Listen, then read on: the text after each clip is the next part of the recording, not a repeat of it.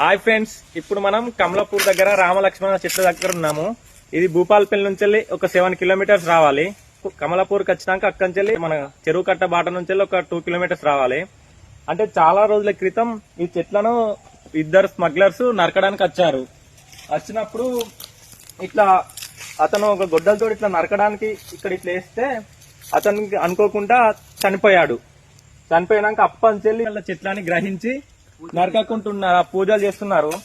అప్పటి ఎమ్మెల్యే గారు దీన్ని డెవలప్ చేద్దాం అనుకున్నారు, కానీ అనుకోకుండా ఇది డెవలప్ కాకపోయింది. లేకపోతే ఇది చాలా ఫేమస్ అయ్యేది. ఇట్లా మనం ఒక నలుగురు పట్టుకుంటే చుట్టూ అందుతుంది. వెనకటి నుంచి ఉన్నాయి కాబట్టి ఇట్లాంటి చెట్లను నాటితే మన ఎప్పుడో మంచిగా ప్రకృతి మస్తుండు. ఇది దేవుని పేరు చెప్తే ఇప్పటి వరకు మనం చూడగలుగుతున్నాం. లేకుంటే ఎప్పుడో నరికేసేటోళ్ళు.